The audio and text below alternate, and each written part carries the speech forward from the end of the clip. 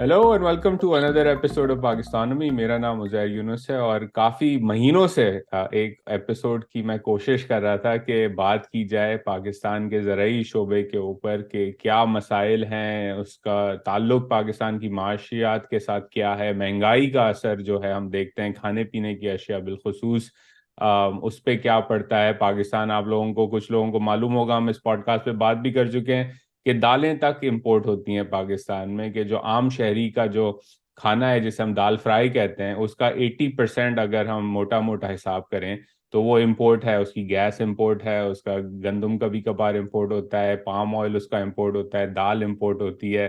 तो value addition तो बस वो जो आपके ढाबे पे या कहीं घर पे आप बना रहे होते हैं दाल, तो वो आपका लोकल ज्यादातर होता है, बाकी सब इम्पोर्टेड है। तो फूड सिक्योरिटी का ताल्लुक जो है ह्यूमन डेवलपमेंट और इकोनॉमिक ग्रोथ जिसकी हम बात इस पॉडकास्ट पे करते हैं, बहुत गहरा ताल्लुक है। तो मैं काफी टाइम से कोशिश कर रहा था कि इस पे बात की जाए काजिम सईद साहब से। एक्सपर्ट हैं इकोनॉमिक डेवलपमेंट पे, बहुत जबरदस्त किताब उन्होंने एक लिखी है, दो पाकिस्तान, हर पाकिस्तानी घराने तक खुशहाली। 2021 में पब्लिश हुई थी ये किताब, भी आप जरूर पढ़ें। जिस पे उन्होंने लिखा है कि किस तरह पाकिस्तान जो है वो इंक्लूसिव ग्रोथ एक तरह से घराने घराने तक 2047 तक पहुंचाई जा सकती है। बड़ा ज़बरदस्त फ्रेमवर्क है। अभी रिसेंटली उन्होंने एक पाकिस्तान बिजनेस काउंसिल के लिए रिपोर्ट लिखी है जिसका टाइटल है स्टेट ऑफ पाकिस्तान एग्रीकल्चर 2023। वो भी आप पढ़ें, उसका लिंक मैंने डिस्क्रिप्शन में भी डाल दिया है जिन्होंने डिटेल में पढ़ना है। तो आज हम गुफ्तगू काजिम साहब से करेंगे कि क्या ज़रूरी शोबे में मसाइल हैं, मसाइल से ज़्यादा अपॉर्चुनिटी पे भी आएंगे। पहले तो Kazim, thank you so much, आपने आज वक्त निकाला। Welcome to Pakistanomy. और शुरुआत इसी बात से करते हैं, ज़रा ओवरव्यू दें हमारे नाजरीन को कि एक ज़रूरी मुल्क पाकिस्तान जो है, ऑलमोस्ट 40% पाकिस्तान की आबादी अभी तक जो है वो ज़राअत के शोबे से जुड़ी हुई है, लेकिन उस मुल्क का जो बेसिक खाना है दाल फ्राई वो इंपोर्ट होता है। तो जरा एक्सप्लेन करें ये क्या माजरा क्या है ये। अच्छा, पहले तो बहुत शुक्रिया उजैर। मैं पाकिस्तानी को बहुत जमाने से सुनता भी रहा हूँ। और आपको वैसे ही सलाम पेश करना पड़ेगा कि इतने अदक मसाइल। एक मैंने एलएनजी वाला आपका सुना था, उसमें एक खातून थी गोरी जो इतनी ज्यादा गहराई में चली गई थी कि मैं I was like saluting you that it was possible to understand कि इतना कॉम्प्लिकेटेड मामला जो है वो हमारे हमारे सिस्टम में किस तरह से कवर हो यानी कि सकता है। सिर्फ so thank you for that. कतरियों से जो है वो रिश्वत लेके डील साइन नहीं हुई थी, इस पे लॉजिक थी। बहुत पीछे और भी शायद कुछ होता है।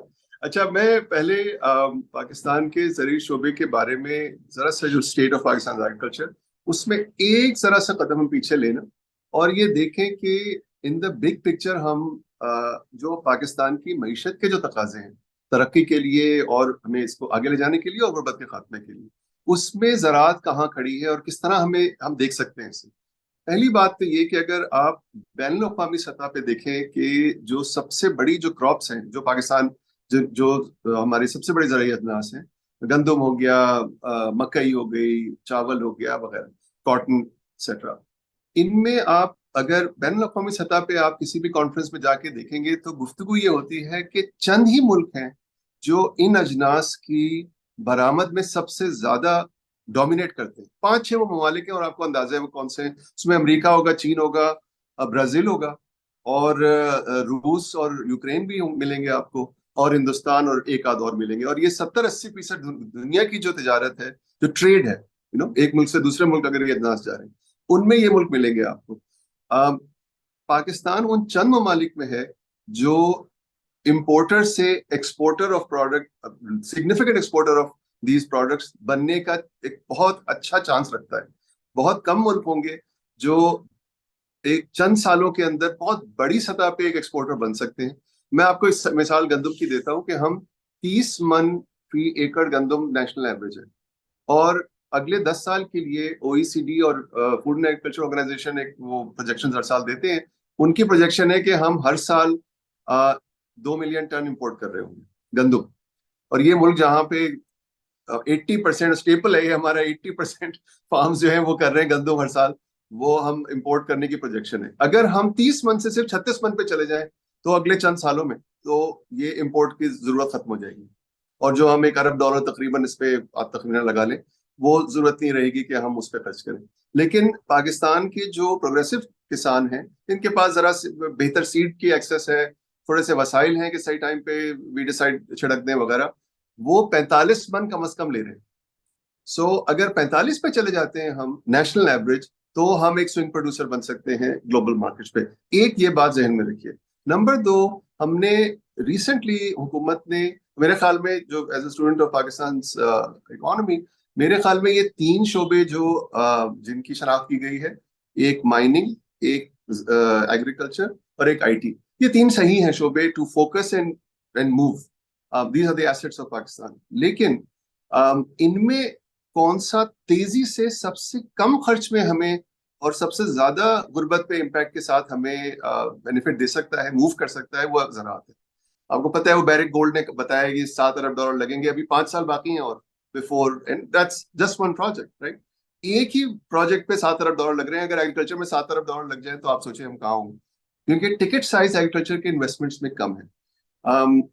एक और मेरे ख्याल से चीज जो जहन में रखनी चाहिए कि तकरीबन 75% पाकिस्तान की export, sometime some years 79% export agriculture पे बेस्ड है। जाहिर है टेक्सटाइल नंबर 1 है, उसके बाद लेदर भी आता है, फ्रूट्स एंड वेजिटेबल्स आते हैं वगैरह वगैरह। तो एक्सपोर्ट्स को बढ़ाने के लिए जो एक मल्टीप्लायर है, $1, मैं आपको मिसाल देता हूँ इससे, कपास से $1 एक्स्ट्रा कपास अगर पुट्टी अगर मिलती है फार्म गेट पे, तो कम से कम $3.5 की एक्सपोर्ट आपको मेडअप्स की मिलेगी, three of and half times various textile multiplier है प्रोडक्ट्स। बेसिकली। एटलीस्ट 3.5 है, और अगर आप सिर्फ मेडअप्स पे जाएं तो शायद इससे भी ऊपर चला जाएगा। और चूंकि हम कपास में इंपोर्ट कर रहे हैं, तो $1 वो भी ऐड कर लें, सो हर $1 पुट्टी एक्स्ट्रा हो जाए, अगर यील्ड थोड़ी सी बढ़ा लें हम, तो हम $4.5 तो कर ही रहे हैं, सेव कर रहे हैं।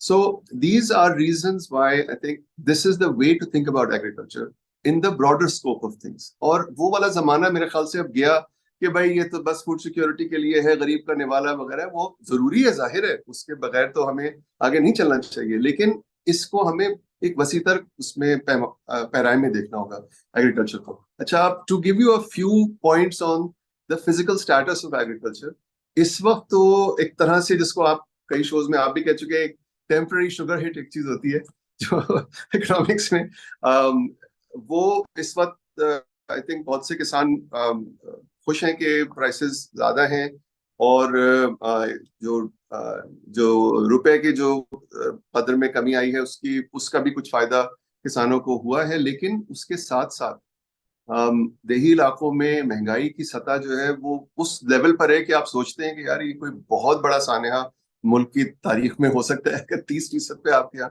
इन्फ्लेशन इतने वक्त के लिए हो। Broadly I think food insecurity बढ़ रही है। साथ साथ उसके एक और एलिमेंट जिस पे गौर नहीं करते हमारे यहाँ बहुत ज्यादा पब्लिक डिस्कोर्स में, वो है फीड सिक्योरिटी। क्योंकि जितने ये मवेशी हैं हमारे, ये एक तरह से समझे, there are the ballast of the rural economy for rural households, और उनकी फीड जो है वो भी, उसमें कमी है। अगर चाहें तो तफसील में जा सकते हैं। रूरल जीडीपी कोई 2-2.5% सालाना पे, पिछले 15 साल का रियल जीडीपी अगर आप देखें, वो उस जगह पे फंसा हुआ है। और जो 5 बड़ी क्रॉप्स हैं हमारी, जिनमें तवक्को होती है कि सबसे ज्यादा इनमें तेजी से ग्रोथ होनी चाहिए, और सब सारे फार्मर्स वो कर रहे होते, ज्यादातर फार्मर्स करते हैं, उनमें 1% ग्रोथ रही है पिछले 15 साल। और मेरे ख्याल में वहां पे काम करने की जरूरत है। Seed I think will talk about it. इसकी वजह से गुर्बत पे जो इम्पैक्ट आ रहा है, वो I think you don't have to be an agriculture expert to know that. लेकिन पॉपुलेशन ग्रोथ रेट भी देही इलाकों में ज्यादा है अर्बन एरिया से। सो ये पॉवर्टी इम्पैक्ट इसका बहुत सख्त है। साथ साथ ये क्लाइमेट के जो मसाइल हैं, ये आमतौर पे जो हमारे यहाँ जो एक ड्राइंग रूम गुफ्तगू होती है क्लाइमेट पे, and it's very important, yes it is. Farmers को हमसे बहुत पहले से पता है कि इसमें माहौलियात में और वेदर में तब्दीली आ रही है, और अब इस सतह पे तब्दीली, the unpredictability is really reaching pretty high levels. जो जैसे अभी ये आप देखिए कि कपास के लिए वाइट फ्लाई तवक्को थी, तजुर्बेकार फार्मर्स की तवक्को थी कि सितंबर में टेम्परेचर्स नहीं जाते ऊपर इतना, तो वाइट फ्लाई का शायद गुजर गया टाइम। लेकिन वो टेम्परेचर्स गए ऊपर unexpectedly, mean opposite to what many people actually were projecting, and the whitefly hit are, और आप कितना उसके ऊपर भी मेहनत करनी पड़ी। So the opportunities are huge. लेकिन जो मतलब मेरे ख्याल से एक तरीका सोचने का ये है कि हमारे यहाँ जो पॉलिसी का निज़ाम है, पॉलिसी की अप्रोच है, वो 1965 की चल रही है, 1968 की। वो हमें चेंज करने की जरूरत है। I just stop there. या नो, आप थैंक यू बताइए। For that overview. और उस पे जाएंगे वो चेंज कैसा लगता है, and I am glad you connected this to not just food security, right. मैं तो आर्ग्यू कुछ लोगों से ये भी करता हूँ, स्पेशली जो इंडस्ट्री साइड पे हैं, कि आप इंडस्ट्री पॉलिसी के ऊपर जब आर्ग्यूमेंट करते हैं तो you can not ignore the role of agriculture in this, primarily because अगर एग्रीकल्चर डिस्ट्रेस में है तो उसकी फूड इन्फ्लेशन की वजह से अपवर्ड वेज प्रेशर बढ़ेगा। आपके ऊपर अपवर्ड वेज प्रेशर आएगा जब काम करने वालों का, तो आपकी कंपेटिटिवनेस कम हो जाएगी, meaning you can not export fundamentally. तो पहला तो गोल ये होना चाहिए कि आपके शहरी को न्यूट्रिशियस खाना सस्ते दामों पर मिले। उसके बगैर इंडस्ट्रियलाइजेशन तो हो ही नहीं सकती। पूरी दुनिया का जो है वो हमारे सामने मौजूद है कि लेबर को पहले तो आपने सस्ता खाना देना है ना, फिर आप वेज कंट्रोल कर सकते हैं, वरना you will have issues, major major issues. So I'm glad you drew that connection out as well. एक चीज इस रिपोर्ट में आप लिखते हैं जिसपे again we can go deeper into the specific sectors, कपास का आपने जिक्र किया, लेकिन टू मी एक और इंटरेस्टिंग चीज थी लाइव स्टॉक। अब लाइव स्टॉक पे अभी रिसेंटली एक स्टोरी भी चली कि यूएई ने जो है वो पाकिस्तान के मीट इंपोर्ट्स बैन कर दिए क्योंकि फंगस एक जहाज के अंदर मौजूद था गोश्त का। और जब मैं बात भी करता हूँ कुछ लोगों से जिनका ताल्लुक है मीट इंडस्ट्री से पाकिस्तान में, तो वो कहते हैं इसमें भी बड़े मसाइल हैं, हमारे पास vaccine free disease free zones नहीं है, बिल्कुल। डेटा मौजूद नहीं है कि किस तरह की भैंसें, गाय, चिकन, इन चीज़ों के ऊपर जो है बहुत काम करने की ज़रूरत है। ये सेक्टर्स ऐसे हैं जहां आप बेसिकली जो है दुनिया भर ने काफ़ी साइंटिफिकली जो है इनको कार्व आउट किया है क्योंकि इसमें फूड सिक्योरिटी और डिजीज़ का बड़ा रिस्क होता है, और हमने वो सब नहीं किया। स्लॉटर हाउसेस का इशू है। लेकिन फंडामेंटली एक चीज़ जो मेरे दिमाग में फंस गई जब मुझे ये मालूम हुआ कि हम अपने आप को कहते हैं कि हम ज़राई मुल्क हैं, और लाइफ स्टॉक एक, जैसे आपने रिपोर्ट में भी लिखा है, कोर एलिमेंट है ज़राअत के शोबे का। लेकिन हमने गिनती नहीं की जानवरों की 2008 से। तो जब गिनती नहीं की, लाइफ स्टॉक सेंसस ही नहीं हुआ 15 सालों में, तो सेक्टर इवॉल्व कैसे करेगा? तो जरा इसका पहले तो स्टेट बताएं लाइफ स्टॉक सेक्टर की, और फिर जरा बताएं लोगों को कि कितना पोटेंशियल है इस सेक्टर का पाकिस्तान के ज़राई शोबे को ट्रांसफॉर्म करने के लिए। आई am glad you mention the data कि गिनती नहीं हुई, सेंसस नहीं हुई। आप देखिए, और लाइटर नोट, 2006 का में हुई थी लास्ट हमारी जो मवेशियों की सेंसस हुई थी। और जो ग्राफ, जो जनरली अगर गवर्नमेंट का डेटा ले लें आप और स्टेटिस्टिक्स ले लें और आप उसको प्लॉट करें, तो वो बिल्कुल सीधे ऊपर जा रहे हैं, चंद परसेंट लीनियर हर चल साल रहा है वो, ग्रो हो बिल्कुल। रहा है। 2010 में इतनी कितने मवेशी खत्म हो गए, 2023 में कितने और खत्म हो गए, लेकिन वो ग्राफ सीधा जा रहा है, वो इस नीचे नहीं पे आ कथा कलामी माफ, ये जो मुझे रहा। इशू मालूम हुआ ना वो उस वक्त हुआ जब 2022 में सैलाब आए, और मैं और अमार मॉडल बना रहे थे कि जरा एस्टिमेट जल्दी से किया जाए कि इसका डैमेज कितना है। तो बलोचिस्तान का जो पीडीएमए की रिपोर्ट आई उस पे था कि 500,000 लाइफ स्टॉक डेड, और एस्टेरिक लगा हुआ था कि ये एस्टिमेट है। वो 8 हफ्ते तक एस्टिमेट उधर का उधर ही खड़ा रहा। तो मैंने कहा यार अमार, और मैंने कहा कि ये कैसे हो सकता है कि ये नंबर अपडेट ही नहीं हो रहा। तो जब हम पीछे जाने लगे तो मालूम यही हुआ कि 2007-8 से 6-7-8 से मवेशियों की गिनती नहीं हुई, और हर इकोनॉमिक सर्वे में वो बेसिकली जैसे आप बता रहे थे लीनियर अपवर्ड ट्रेजेक्टरी है, उससे उन्होंने हर एस्टिमेट कर हर लिया। चंद पीस है। हमें मालूम ही नहीं कि कितने, आज तक मालूम नहीं कि बलूचिस्तान और सिंध में एग्जैक्टली कितने जानवर मरे सैलाब के अंदर। तो आप कॉम्पेंसेट कैसे करेंगे किसान को? अच्छा, मैं अर्ज करूं कि ज़राअत के बारे में बात करते हुए कोई सक्सेस स्टोरी जो है ना, ये फिक्रा सुनने को नहीं मिलता। तो मैं आपके सामने लाइव स्टॉक में एक सक्सेस स्टोरी आपके सामने रखना चाहता हूँ, और वो है poultry. Because it's not just the dairy animals, right, it's the poultry as well. और पोल्ट्री पाकिस्तान में 95% पोल्ट्री कमर्शियल फार्म्स में होती है। वो वाला सिलसिला नहीं है जो जैसे डेयरी में है कि 80% of dairy animals are with small farmers who have 3 to 5 6 animals. और वो जाहिर है वो उसकी अपकीप किस तरह कितनी कर सकते हैं। पोल्ट्री की जो स्टोरी है, मकई जो 70% पोल्ट्री फीड का हिस्सा है, 70% मकई, और फिर सोयाबीन भी है और चीजें भी है। सो मकई की फिनोमिनल ग्रोथ, मकई की यील्ड्स ट्रिपल हुई हैं पिछले 20 साल।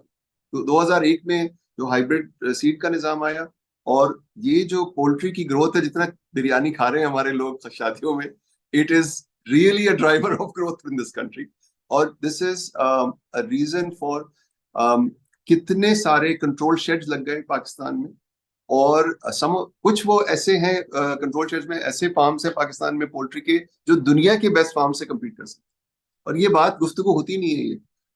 और फीड मिल्स में साइलोज कितने लग गए पाकिस्तान में, millions of tons worth of storage capacity. वो रूरल एरिया में, लाहौर से आप मुल्तान चले, मुल्तान रोड पे, तो दोनों तरफ आप देखेंगे साइलोज हैं, a lot of them, probably most of them are these feed mills. और फिर उसके पीछे किसान ने आई थिंक 98% पंजाब की जो मेज आउटपुट है वो हाइब्रिड सीड हो गया है। और ये ट्रिपल जो हुआ है बेसिकली ये अडॉप्शन ऑफ हाइब्रिड सीड। ठीक है जनाब। So there is a great success story within livestock, और livestock is now 55% of agri GDP, क्योंकि क्रॉप सेक्टर जो है वो इतना बड़ा है लेकिन वो ग्रोथ दे ही नहीं रहा उस तरह से जितना देनी चाहिए। डेयरी में सिलसिला जरा सा मुख्तलिफ है, इसलिए कि 80% ये डेयरी एनिमल्स जो हैं ये छोटे किसानों के साथ हैं जो फार्म फैमिलीज हैं। और बाय द वे एक चीज जरा सी जहन में रखनी चाहिए कि ये जो 80% फार्म फैमिलीज है ना, ये वही फार्म फैमिलीज हैं जिनके बारे में हम सुनते हैं कि उनके पास 12.5 एकड़ से कम का लैंड है। ये वही वाली फैमिली है, यू सी। वही पाकिस्तानी घराने हैं, छोटे जरई घराने, जिनके पास थोड़ी सी जमीन है, चंद एकड़, और ऑन एवरेज आई थिंक वो 5-6 एकड़ है, और उन्हीं के पास वो 5-6 एनिमल्स हैं।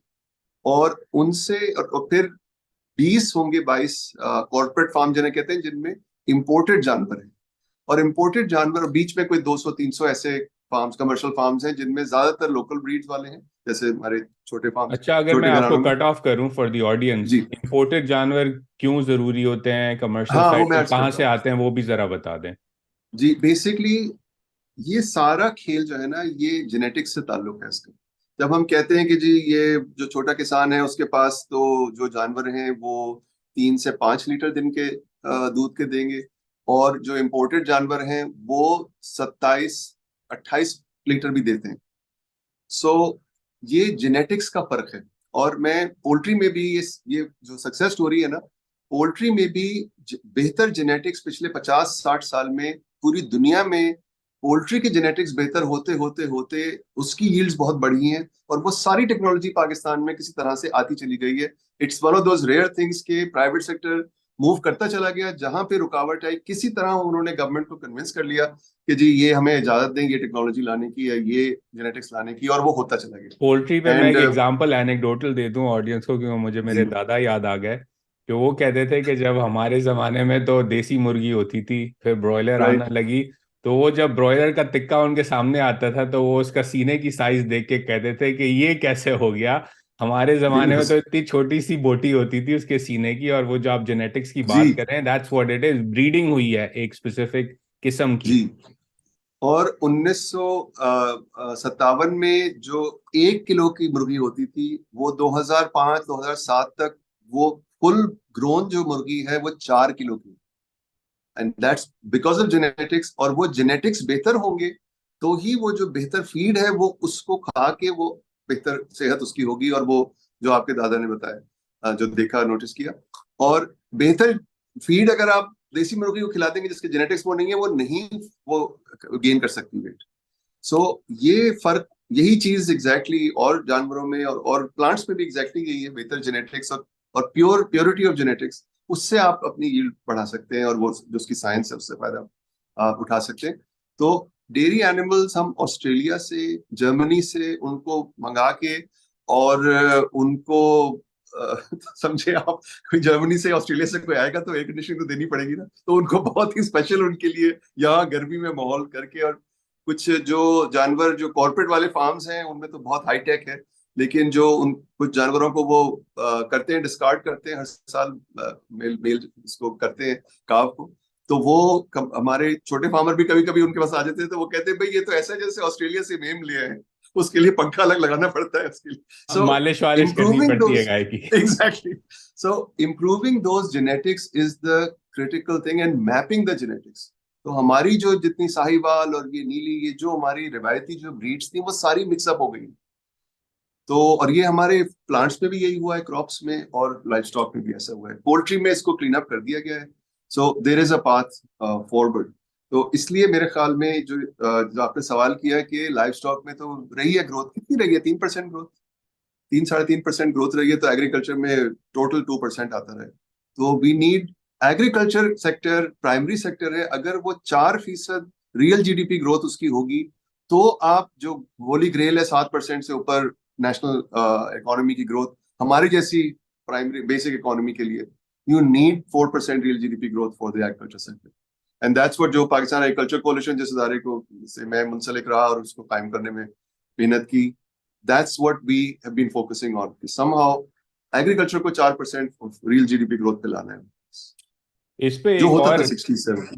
जी, और इस पे एक और इंटरेस्टिंग चीज राइट वो ये है कि लाइव स्टॉक इसका एक कंपोनेंट है। मैं देखता हूँ गल्फ के अंदर फूड डेफिसिट है, तो अगर पाकिस्तान मॉडर्नाइज करता है अपने लाइव स्टॉक सेक्टर को तो वो एक्सपोर्ट अपॉर्चुनिटी बन जाती है। फिर फिशरीज है जिस पे बात बहुत कम होती है पाकिस्तान के अंदर कि इसका पोटेंशियल कितना है। अगर हम भारत का डेटा उठा के सिर्फ देखें तो जो श्रिम्प एक्सपोर्ट्स हैं उनके वो एक्सपोनेंशियल ग्रोथ यूं अपवर्ड चार्ट है। तो अगर गुजरात से और आंध्र प्रदेश और तमिलनाडु वगैरह से एक्सपोर्ट हो रही है सी फूड पर्टिकुलरली श्रिम्प, अब वो टिलापिया की भी कोशिश कर रहे हैं, तो पाकिस्तान के ग्वादर के जो मछेरे हैं वो भी ये काम कर सकते हैं, सिंध के मछेरे भी ये काम कर सकते हैं, लेकिन उस पर बात इतनी नहीं होती। और एक और एलिमेंट उसका जो आप रिपोर्ट में भी लिखते हैं वो फ्रूट्स एंड वेजिटेबल्स है राइट। वो वैल्यू एडेड जो फ्रेश फ्रूट्स चाहिए होते हैं लोगों को। मुझे अभी तक याद है कि अमेरिका में जब मैं 2007 से रह रहा था एक पूरी रेवोल्यूशन आई मेक्सिको के अंदर जब मैंने रिसर्च किया एवोकाडो के रिलेटेड कि जी या लोगों को गुआकामोले पसंद था और वो इतना हिट हुआ कि पेरू ने भी फिर उसमें जो है वो एंट्री मारी, बाकी ममालिक ने भी एंट्री मारी कि हम बेहतर एवोकाडो आपको दे सकते हैं। तो पाकिस्तान में भी पोटेंशियल आप लिखते भी हैं इस पे कि इसका लिंक सिर्फ डेवलपमेंट से नहीं है, इसका लिंक जो है वो वाटर मैनेजमेंट और पाकिस्तान के जो सॉइल है उसके ऊपर जो इम्पैक्ट आ रहा है उससे भी है। तो जरा ये समझाएं कि फ्रूट्स एंड वेजिटेबल्स कहाँ फिट होता है इस पूरी इक्वेशन के अंदर और क्या इसकी ओवरऑल होलिस्टिक इंपॉर्टेंस है इस सेक्टर को।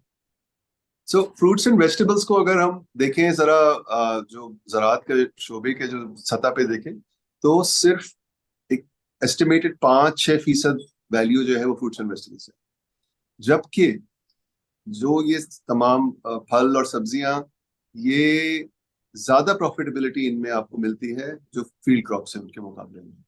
और आम तौर पे आप देखेंगे कि फल और सब्जियां, खास तौर पे सब्जियां आपको मिलेंगी अर्बन सेंटर्स के अराउंड, काफी बड़ी आपको वो मिलेगी क्योंकि वहीं पे डिमांड है और तेजी से माल जो है वो वहां बगैर तबाह हुए पे पहुंच सकता है। एंड चूंकि ये पेरिशेबल अजनास है, इसलिए कूल चेन की जो के इन्वेस्टमेंट की बेपनाह जरूरत है। लेकिन हमने इस पे जितना काम किया है, समझ में यही आई है बात कि कूल चेन का इन्वेस्टमेंट ये नहीं होता कि जी आपने कोल्ड स्टोरेज एक बना दी। एक्चुअली पाकिस्तान की जो हॉर्टिकल्चर डेवलपमेंट कंपनी हुकूमत ने बनाई थी कई बरस पहले, उसको एक्सपोर्ट डेवलपमेंट फंड ने पैसे भी दिए थे कि आप 10 जगह पे कोल्ड स्टोरेज बनाएं। अच्छा, वो जो कोल्ड स्टोरेज तो बन गए और कुछ उसमें ये भी है कि शायद लोकेशंस ठीक नहीं थी, लेकिन बन तो गए, लेकिन सिर्फ cold store is not enough. वो फार्म से वहां तक पहुंचने के लिए रेफ्रिजरेटेड ट्रकिंग भी तो चाहिए। सो ये कोल्ड चेन का investment across the board all the way to the airport और द पोर्ट, वो उसकी जो मेरे ख्याल में उसकी जरूरत है, वो एक दफा एक सॉलिड एक्सपोर्ट पार्टनर के साथ, जो ग्लोबल मार्केट्स में जो बड़े प्लेयर्स हैं, उनकी ऑफटेक एक दफा सिक्योर करके एक इन्वेस्टमेंट अगर हो जाए, तो that can really change the profile of fruits and vegetables in in Pakistan. और क्योंकि हमें बड़ी सतह पे, मुल्क की सतह पे, मईशत की सतह पे सोचना है, सिर्फ ये कि भाई छोटे फार्मर को हम किस तरह, छोटा फार्मर जब भी तक बेनिफिट करेगा जब इन्वेस्टमेंट जो है वो वायबल होगा, ये अगर लार्ज स्केल पे। सो फ्रूट्स एंड वेजिटेबल्स का अगर आप एक अंदाजा ले लें कि एक मिसाल चीन से ले लें कि 1980 और 2005 के दरमियान उन्होंने फ्रूट्स एंड वेजिटेबल्स जो पाकिस्तान की चीन की एकरेज थी, टोटल जितनी भी ज़राअत जितनी एकरेज पे हो रही थी, उसमें 4 था 1980 में, उसको वो लगे 11% पे 2005 तक, और पूरी दुनिया में फ्रूट्स और वेजिटेबल्स का इनकलाब आ गया। तकरीबन हर प्रोडक्ट में चाइना बिकेम नंबर 1। उससे पहले ब्राजील ये कर चुका था। This is the kind of thing Brazil had done as well. और ये चीज मेरे ख्याल में जो हमारी जो रिकमेंडेशन है कि अभी पाकिस्तान चंद फीसद पे हम हैं, अगर हम 4-5% 15% पे चले जाएं या टारगेट करें, तो किसानों की प्रॉफिटेबिलिटी भी उसमें ज्यादा होनी पड़ेगी। और ये इंपोर्ट को खत्म करना और एक्सपोर्ट्स को फिर बढ़ाना, ये होना चाहिए, हमारे अहदाफ होने चाहिए। So that's just sort of a snapshot और ये बड़ा of the fruit important point है, राइट, क्योंकि हर समर मैं अमेरिका में रहता हूँ, तो जब आम का सीजन आता है तो कोशिश की जाती है कि आम ऑर्डर करें और पाकिस्तानी आम खाएं, सिंदरी आ जाए, चौंसा आ जाए, अनवर टोल आ जाए। तो वो भी अभी तक एक बड़ा प्रिमिटिव सिस्टम है कि जी वो बॉक्स आता है, वो ह्यूस्टन में उसकी फ्यूमिगेशन होती है और फिर वो शिप होता है, और अगर आपने एक हफ्ते के अंदर वो आम नहीं खाया तो वो खराब हो जाएगा। हम आम की अब कंपेयर टू दैट, अगर मैं ट्रेडर जोस जाऊं या मैं अपनी लोकल सुपरमार्केट जाऊं, तो वहां मुझे ईस्ट एशिया का ड्राइड आम मिलेगा, मुझे अल्फोंसो मैंगो की आइसक्रीम मिलेगी, मुझे मैंगो जैम मिलेगी, मुझे 1000 चीजें ऑन स्टोर में मिल जाएंगी मैंगो सेक्शन के अंदर ही। और ये सारे छोटे ममालिक हैं जो ये काम करते हैं, उन्होंने वैल्यू एडिशन की है सेक्टर के अंदर।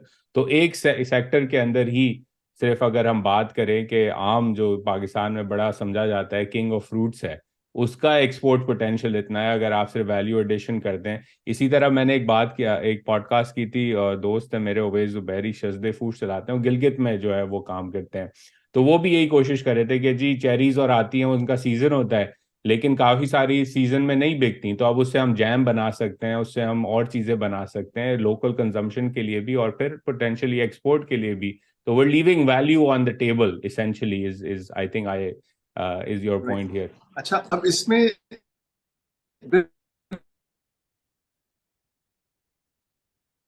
आपने सही बात की। इसमें दो, एक तो ये कि फ्रेश फ्रूट और वेजिटेबल को एक्सपोर्ट करना एक मतलब जो है मतलब बहुत मुश्किल काम है। जैसे आप देख रहे हैं कि उस there are so many things you have to do to preserve that value until it reaches the shelf, और शेल्फ पे पहुंचता है अगर सेन्सबरीज में इंग्लैंड में या आपके पास ट्रेडर जोस में, तो 3-4 दिन तो रिक्वायरमेंट है कि 3-4 दिन तो रहे ना यार शेल्फ पे। ऐसा ना हो कि अगले दिन ही वो बेचारा उसकी शक्ल ऐसी हो जाएगी कि कोई कस्टमर लेने को तैयार ना हो। तो इसलिए अगर उसको प्रोसेस कर लिया जाए पाकिस्तान में ही, तो उसको फिर मूव करना बहुत ज्यादा आसान है रिलेटिवली। और जिस तरह की फाइटोसैनिटरी जो तकाजे हैं वो भी उनको मीट करना है, ये नहीं है कि वो नहीं है, लेकिन उनको मीट करना जरा आसान हो जाएगा आपके लिए फ्रेश के मुकाबले में। अच्छा, अब जी मैं और आप दोनों माशियात के तालिब इल्म हैं। सारा खेल ही आई थिंक वो पॉल क्रूगमैन का कोट है, in the end productivity increase is in the long run that's the only That's thing, you everything. No. That's तो everything for an economy. That's everything right. तो उसमें अगर हमें जो तरक्की का तो मतलब ही ये है ना कि आप आम पैदा कर रहे थे, तो आम पैदा करके कुछ आपने बनाया जिसमें वैल्यू ऐड हुई, तो आपके यहाँ दौलत ज्यादा आई, ज्यादा कमाया तो गुर्बत कम हुई। यही है ना, इससे आगे है नहीं कुछ और। मैं अर्ज करूं आपसे, इससे आगे नहीं है कुछ और। Economic growth and you know poverty reduction. तो going up that ladder is the critical thing. लेकिन जो पेज मैं पहले मैं अर्ज कर रहा था, पेच ये है कि आप प्रोसेसिंग करने के लिए आपको बुनियादी जो प्रोडक्ट है उसको आपको ठीक करना होगा, वरना आप बड़े स्केल पे कैसे प्रोसेस करेंगे। फॉर एग्जांपल, पाकिस्तान में टमाटर की मतलब जो प्रोडक्ट्स हैं उनमें केचप सबसे ज्यादा बिकता है। केचप को जाहिर रॉ टमाटर भी बिकता है, लेकिन प्रोसेस में केचप बिकता है। और केचप की जो सबसे बड़ी ब्रांड्स हैं वो साल हर साल से डेकेड से वो चीन से इंपोर्ट कर रही है पेस्ट, जबकि पाकिस्तान में इतना ज्यादा टमाटर है इसकी हद नहीं कोई, और कभी दो खराब सौ हो रहा है, रुपए का बिक रहा होता है, है। कभी 500 रुपए का हो जी जाता है। बिल्कुल, वो दरिया में फेंकने को तैयार हो जाता है फार्मर, और किया है, लोग करते हैं, लोग साल में होता है। तो अब जबकि अब क्यों नहीं कर रहे थे वो, क्योंकि इसमें एक ब्रिक्स कंटेंट, एक सर हर प्रोडक्ट में कोई ना कोई पैरामीटर होता है, इसमें ब्रिक्स कंटेंट की कितना, बेसिकली आप समझ ले मोटा हिसाब के मॉइस्चर कितना है, वो कंसिस्टेंट होना चाहिए। लेकिन हमारे यहाँ सारी, और वो पतली स्किन वाला जो टमाटर है वो ज्यादा बेहतर है पेस्ट के लिए compare to the one that we get at the table. तो उसमें एग्जैक्टली उसी स्पेसिफिकेशन का, उसी वैरायटी का टमाटर अगर हजारों किसान उगा रहे हो, तो बनती है वायबिलिटी कि आप हजारों टन पेस्ट के लिए आप ये कर सकें। इसलिए वो नहीं किया। लेकिन अब एक्सचेंज रेट उस सतह पे पहुंच गया है कि ये एक हमारे लिए एक मौका है कि अब जो लोग इंपोर्ट करते रहे वो इस पे बहुत सीरियसली इसको स्टडी कर रहे हैं, इस पे प्रोजेक्ट्स डिजाइन कर रहे हैं कि यार किसी तरह से हम अगर कर लें अगर ये काम पाकिस्तान में ही, तो ये इंपोर्ट का इतना बड़ा आइटम जो है हमारा ये निकल जाए। आई सो थिंक सबसे बड़ा आई थिंक बेनिफिट जो है वो मार्केट एक्सचेंज रेट का लोग भूल जाते हैं, वो यही है कि काफी सारे लोग जो पहले out of whatever valuation issues, and we can call it what laziness और whatever, but it's essentially economics, कि वो इट इज सस्ता पड़ता इकोनॉमिक्स। था, आपके पास जरूरी नहीं था कि आप अपने मुल्क में इन्वेस्ट करें इन चीजों पे। अब आप मजबूर हैं क्योंकि इंपोर्ट हो नहीं रहा, महंगा भी है, और ब्लॉक भी हो जाता है क्योंकि करेंसी नहीं है पाकिस्तान के पास। डॉलर ही नहीं है, बिल्कुल। इस पे एक और आपने टमाटर की बात की, मुझे याद आया कि अगेन ओवेस से ही मेरी ये बात हो रही थी। हम एक दफ़ा आपस में गुफ्तगू कर रहे थे कि मैकडोनल्ड्स के आलू जो हैं वो क्यों पाकिस्तान में नहीं उगते, वो बाहर से इंपोर्ट होते हैं और फिर वो डीप फ्राई होते हैं पाकिस्तान के अंदर। उसने भी यही बात की कि वो एक स्पेसिफिक टाइप का आलू है और वो हर जगह उगना चाहिए, क्योंकि ऐसा नहीं हो सकता कि लाहौर के मैकडोनल्ड्स में एक अलग आलू आ रहा है और इस्लामाबाद में अलग है और कराची में अलग है। They don't accept that. वो एक कंसिस्टेंट क्वालिटी होनी चाहिए। बिल्कुल। और वो एग्जाम्पल आई थिंक पेप्सी जब एंटर हुआ इंडिया में, पंजाब में उन्होंने जब आलू उगाना शुरू किए तो वो उनका पहला फार्म बेस्ड प्रोग्राम था कि उन्होंने पंजाब के अंदर किसानों को, इंडियन पंजाब में, आलू के बीज देना शुरू किए कि ये वाला आलू आप उगाएं तो हम आपसे कॉन्ट्रैक्ट फार्मिंग के ऊपर खरीदेंगे ये आलू, क्योंकि हमें उससे लेस चिप्स बनाने हैं बेसिकली। तो ये जरूरी है। आई थिंक लोग भूल जाते हैं कि टमाटर टमाटर नहीं होता, आलू आलू नहीं होता, उसकी एक किस्म होती है जो जरूरी होती है एक प्रोसेसिंग प्रोसेस को आगे बढ़ाने के लिए। तो एक और सक्सेस स्टोरी मैं आपको बता दूं, पाकिस्तान की सक्सेस स्टोरीज गिनने में, याद करने में लोग जरा सा नहीं नहीं, सुस्ती इट्स करते गुड यू आर हैं। Mentioning because we need to remind people things Pakistan can has happen. Pakistan has done just that. PepsiCo Lays has done just that in Pakistan in Okada, and they have done absolute wonders. कि वो किस सतह पे और जो yields जो ओकाड़ा के किसान ले रहे हैं, और इलाकों के भी जो एडजॉइनिंग इलाके हैं, और अब उन्होंने इस तरह से रखा है कि जो लोग ड्रिप पे करेंगे वो आलू उनको प्रीमियम देंगे। मतलब they've gone to the next stage and the next stage etc. तो ये एक चीज है जिसको हम आई थिंक नेक्स्ट वाली रिपोर्ट में कोशिश करेंगे कि इसको डॉक्यूमेंट करें। होता क्या है कि जैसे ये मैंने मेंशन किया, ये पतली वाली जो स्किन का जो टमाटर है, अगर एक मेजर प्लेयर इसको खरीद रहा है, फार्मर से कह रहे हैं आप खरीदें, हम आपको मार्केट प्राइस पे गारंटी करेंगे, या कोई तय हो गई प्राइस, वो और किस्म के यूसेस के लिए इतना ज्यादा करामत है नहीं। वो खराब भी हो जाएगा अगर मूव करेंगे कहीं और, अगर उसको पंजाब भेजने की कोशिश कर रहे हैं आप बदीन से, तो वो ज्यादा तेजी से पेरिश होगा। तो बेहतर है कि वो वाला किसान जो है वो उसी कंपनी को दे।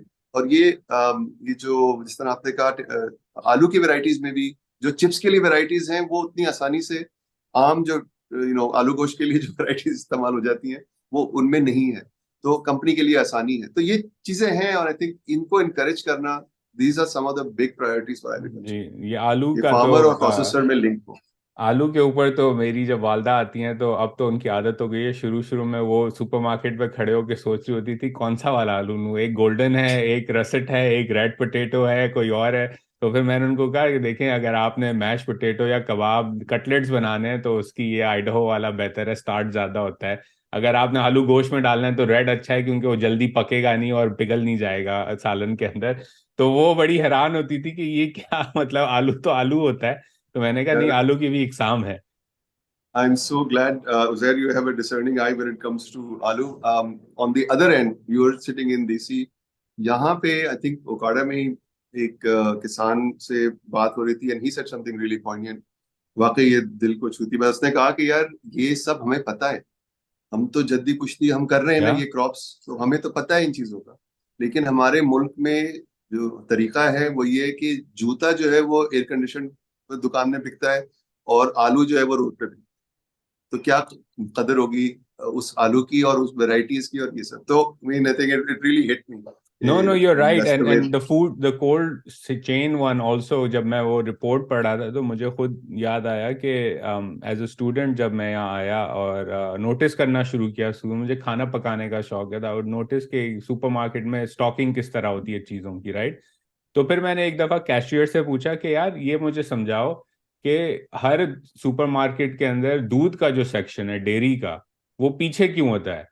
क्या तुम चाहते हो कि हम सब पूरा स्टोर घूम के जो है दूध खरीदें ताकि चार चीजें और खरीद लें? उसने कहा नहीं, ये लॉजिक तो आप बना सकते हैं लेकिन असल लॉजिक ये है कि वो जब ट्रक आता है, वो रेफ्रिजरेटेड ट्रक है, वो डॉक करता है पीछे स्टोर के, और बिल्कुल। स्टोर के पीछे जल्द अज जल्द जो जगह है जहां उसकी रेफ्रिजरेशन हो सकती है वो स्टोर का पीछे का हिस्सा है। तो फ्रिज वहां बनाया जाता है ताकि वो फौरन लोड कर दे, जो टाइम है गर्मी का टेम्परेचर वो कम चेंज से का। कम, टेम्परेचर वॉलेटिलिटी कम से कम हो। तो ये सारी वो चीजें हैं जो जैसे आपने कहा, वो फार्मर कहता है कि जूता एयर कंडीशन में बिक रहा है और दूध वाला और आलू वाला और टमाटर वाला सड़क पे खड़ा हुआ है, उसका 40% लॉस हो जाता है वहां ही खड़े खड़े।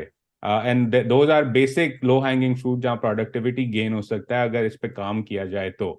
एक और चीज आप इस रिपोर्ट में लिखते हैं, which again is very टची right now in Pakistan after the floods, वो है क्लाइमेट चेंज। और क्लाइमेट चेंज का एक पूरा लिंक है सीड्स के साथ, वाटर मैनेजमेंट के साथ। आपने ड्रिप इरिगेशन की बात की।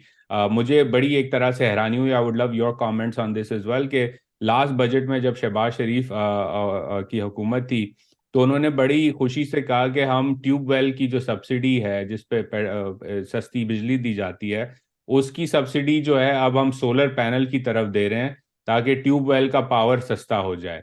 और मुझे बड़ी हैरानी हुई ये बात सुन के कि ट्यूबवेल तो एक मसला बन चुका है इस रीजन के अंदर। इंडस एक्वाफायर का एक पूरा इशू है, आर्सेनिक से लिंक्ड है, मैनेजमेंट से लिंक्ड है वाटर की, और दुनिया जो है वो ड्रिप इरिगेशन पे जा रही है। तो मेरे दिमाग में ये बात है कि क्या ये बेहतर नहीं है कि ट्यूबवेल वाली सब्सिडी हम जो है वो मॉडर्नाइजेशन पे चले जाएं? और आपने इस पे लिखा भी है, तो जरा क्लाइमेट चेंज और वाटर मैनेजमेंट पे भी लोगों को बताएं कि क्या जरूरत है, और इस पे भी अगर कोई सक्सेस स्टोरी है तो वो भी बताएं कि ऐसा नहीं है कि कुछ हो नहीं रहा, स्केल करने की बात है पाकिस्तान में।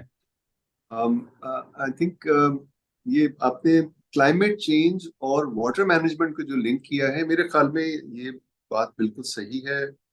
इस गुफ्तगू को यहाँ से शुरू करूं, क्योंकि मैं अर्ज करूँ कि आई think you also study the economy so much, मैं भी कोशिश करता हूँ समझने की। कहीं कहीं पे होता है कि यार ये सवाल जो पूछा जा रहा है ना, इसका जवाब गलत है। लेकिन कई दफा ऐसा भी होता है कि बंदा कहता है यार ये सवाल ही गलत है, जो आप सवाल कर रहे हैं वही गलत। तो I am glad that you framed it right. And the reason is कि 93% पाकिस्तान का फ्रेश वाटर एग्रीकल्चर में जा रहा है। 93। दुनिया में अगर आप देखिए ना कि ये इसका क्या प्रोपोर्शन क्या होता है, तो अगर 100 यूनिट पानी के फ्रेश वाटर के हैं तो 70 जाते हैं एग्रीकल्चर में, 20 जाते हैं इंडस्ट्री में, 10 जाते हैं म्युनिसिपल यूसेज, आप घर में लोग पानी पी रहे हैं, सड़कें धुल रही हैं, वट। लेकिन हमारे यहाँ 93% है पानी एग्रीकल्चर, 6% इंडस्ट्री, और हमने इंडस्ट्री डेवलप ही नहीं की अभी, और 1% म्युनिसिपल। और वो देख लें आप शहरों में क्या हाल है। नाउ 93% जब पानी होगा, तो पानी से रिलेटेड जितने जो मेजर क्लाइमेट इम्पैक्ट्स हैं, फ्लड्स हैं, एक्सेसिव रेन है, ड्राउट भी है, जो पिछले साल दोनों चीजें हुई। हिस्टोरिक ड्राउट भी हुआ पिछले साल, और हिस्टोरिक फ्लड्स भी हुए। और इनमें जो डोमिनेट करते हैं ज्यादा और catch the headlines as well and have the highest impact, वो एग्रीकल्चर को हिट करते हैं। तो मैं ये आर्ग्यू कर रहा हूँ कि क्लाइमेट चेंज के जो मसाइल हैं पाकिस्तान के कॉन्टेक्स्ट में, वो pretty much most of them are agriculture issues। तो सबसे ज्यादा तो जैसे मैंने पहले अर्ज किया कि many years before urban people began to focus on climate, किसान हमारे बताते रहे कि यार जब जब मैं बच्चा था तो इस वक्त नवंबर में इतनी टेम्परेचर इतने लो होते थे कि आप गंदम लगा रहे हो तो that's the right temperature for the wheat cultivation, wheat sowing. वो पता चला कि वो टेम्परेचर इतने हाई हैं कि आपको उसके बाद, नवंबर के बाद कुछ इलाकों में पाकिस्तान के, October, mid October to mid November is pretty much the right time across the country, most of the country. और वो टेम्परेचर चेंज हो रहे हैं, पीपल फार्मर्स नो। सो इसमें जो पानी का जो मैनेजमेंट है, उसमें पहले हम आते हैं, मेरे ख्याल में अगर हम जरा सा स्ट्रक्चर कर लें इस बात को, पिछले साल फ्लड्स आए, और कितने वक्त तक ऐसे, एक तो ऐसे इलाकों में पानी को वो कैनाल्स के पुश्ते काट के ऐसे इलाकों में पानी को डाला गया जहां नॉर्मली पाकिस्तान पानी नहीं जाता, तो उसके बाहर आने का तरीका नेचुरल है ही नहीं कोई, तो इसलिए भी पानी रुका रहा। एक रीजन और ये भी था कि जो मैं सिर्फ किसान के पॉइंट ऑफ व्यू से कह रहा हूँ कि ड्रेनेज हमारी जो है ना, वो बहुत ही ज्यादा पुअर है अक्रॉस द कंट्री। तो irrigation is not just about getting good water to the farm, it's also about getting bad water out of the farm and away इस पे from मैं अगर सिंप्लीफाई कर दूं फॉर द ऑडियंस, काफी सारे लोग अब ट्रेंड चला हुआ है स्पेशली यंग लोगों में घर में पौधे उगाने का। तो अगर आपके घर में पौधा है तो आप अगर उसका गमला देखेंगे तो नीचे एक सुराख होता है। अगर उस गमले में वो सुराख नहीं है और आप पानी डालते चले जाएं तो वो पौधा मर जाएगा। अगर सुराख जी। नहीं है उस गमले में तो आप पहले पत्थर डालते हैं और फिर आप उसके ऊपर सॉइल डालते हैं ताकि ड्रेनेज नीचे थोड़ा सा रहे। तो वही बात फार्म पे भी अप्लाई होती है कि आपके घर का जो एक छोटा सा पौधा है उसको आप स्केल कर दें, तो अगर ड्रेनेज नहीं है और वो पानी खड़ा होता चले जा रहा है तो केमिकल बिल्डअप होगा, और वो जो प्रोडक्टिविटी है उस किसान की, वक्त के साथ। जमीन की, वो वक्त के साथ कम हो जाएगी। ये मैं समझा क्या लोग क्योंकि घर में पौधे उगा रहे हैं तो समझ आ जाएगी अर्बन लोगों को कि ये मसला है क्या बिल्कुल। असल। या इसको अगर आप नेशनल स्केल पे देखें, अच्छा एक तो ये मामला है ड्रेनेज का। ब्रॉडली पानी पानी का निजाम सारा का सारा हमारे हुकूमत के हाथ में। फार्म के ऊपर जो पानी पे क्या क्या हो रहा है वो तो फार्मर के हाथ में, लेकिन जो इरिगेशन सिस्टम है वो सारे प्रोविंशियल गवर्नमेंट्स के हाथ में। तो उसको तो इम्प्रूव करना, ये गुफ्तगू बहुत होती है, इसलिए मैं कहता हूँ मैं और आप आज इस पे इतना वक्त ना लगाएं। इससे एक आध ऐसे इश्यूज जैसे ड्रेनेज है ये हम सबके सामने रखें। और दूसरा एक बहुत बड़ा इशू है जिस पे आपने भी बात की, वो है ये जो हमारे दरिया हैं पंजाब के, जो ये 5 दरिया और बल्कि समझे छठा भी मिला लें उसमें, और फिर Indus coming into into Sindh, इनका for millennia they have been flowing. तो उनके नीचे एक there is a huge body of water called the Indus aquifer, जो जो हम ट्यूबवेल से जो पानी उठाते हैं, जो generally upper Sindh and Punjab that's where it's done, lower Sindh में वो इतना खारा है कि वो एग्रीकल्चर के लिए यूज नहीं हो सकता। ये इंडस एक्विफर बॉर्डर के उस तरफ भी एक्सटेंड करता है, और 50% हमारी जो इस वक्त ज़राअत हो रही है वो इंडस एक्विफर से पानी उठा रहे हैं। तो आप देखिएगा पिछले 1-2 साल में जितने बड़े बड़े जो मुजाहिरे किसानों के हुए हैं, और इस्लामाबाद आई थिंक पिछले साल की बात है अर्ली, कि इस्लामाबाद में किसानों ने इस्लामाबाद को में धरना दिया था। उसमें सबसे बड़ी डिमांड जो थी वो ये थी कि बिजली का जो बिल, बिजली का जो टैरिफ है वो कम करें। यू आज के यार किसानों के लिए बिजली का टैरिफ इतना इंपॉर्टेंट, ना सीड ना मशीन ना कुछ जो आप चीजें कह रहे हैं। इट्स बिकॉज आधा पानी उससे अगर आ रहा है तो आप, और जो बाकी जो इरिगेशन सिस्टम से आ रहा है उसका कोई टाइमिंग का पता नहीं है, क्योंकि एग्रीकल्चर बहुत टाइम सेंसिटिव काम है। उसमें अगर आप जिस वक्त आपको चाहिए पानी उस वक्त, जिस वक्त क्रॉप को चाहिए उस वक्त अगर नहीं दे रहा इरिगेशन सिस्टम, तो परेशानी है आपके लिए। इसलिए वो जो नीचे से पानी उठाया जा रहा है उसकी कॉस्ट, डीजल उस पर खर्च करना, पंप्स पे, वो बहुत बड़ा खर्चा है। तो ये जो इंडस एक्विफर को प्रिजर्व करना, और ये काफी मेरे ख्याल से यूर अवेयर और औरों के बताने की बात है कि इंडस वाटर ट्रीटी तो जो चल रही है और वो मुनासिब अरेंजमेंट है जो somehow it has survived Wars and all kinds of difficulties. उसमें जो इम्प्रूवमेंट जो किया जा सकता है इस वक्त वो ये है कि इंडस एक्विफर के बारे में कुछ शिकें उसमें ऐड की जाए। और मेरे ख्याल से ये आखिरी इशू आई वुड से कि क्वालिटी ऑफ वाटर, लेकिन आई थिंक क्लाइमेट चेंज पे हम चूंकि बात कर रहे थे, I just try to close this part of the discussion by pointing out, seed का तो हम अलग से करते हैं। सीड जो है ना वो सिर्फ क्लाइमेट चेंज के लिए नहीं, वो नॉर्मल जिंदगी जो है किसान की उसके लिए सीड कितना क्रिटिकल है वो हम उस पर आते हैं, बहुत जरूरी है। सबसे बड़ा इशू जो है मेरे ख्याल से सीड है which can bring growth to farmers. लेकिन क्रॉप इंश्योरेंस, पाकिस्तान के बहुत ही कम फार्मर्स को रोबस्ट प्रॉपर क्रॉप इंश्योरेंस पहुंच गया है। और क्लाइमेट चेंज के लिए क्रॉप इंश्योरेंस के अलावा या क्लाइमेट रिस्क मिटिगेशन इंश्योरेंस से ही होता है, इसके बगैर है नहीं कोई और तरीका। आप क्या करेंगे, आप दुनिया को तो कर रहे हैं कन्विंस के यार चेंज करें, लेकिन उसमें इतना आसान नहीं है। सो क्रॉप इंश्योरेंस छोटे फार्मर्स के लिए जो मैकेनिज्म्स हैं, एरिया यील्ड इंडेक्स इंश्योरेंस वगैरह, ये हमने पायलट कर ली है पाकिस्तान में कामयाबी से दिखा दिया है, जबकि दुनिया में सब में हो रहा है 50-60 साल से, तो जाहिर है यहाँ भी हो ही जाना था। और उसके अंदर होता ये है कि ग्लोबल री इंश्योरर को लाया जाता है कि वो 80% रिस्क ले रहे हैं, क्योंकि हमारी इंश्योरेंस कंपनीज में इतना जो माली वो नहीं है डेप्थ कि वो उठा ले रिस्क पूरा।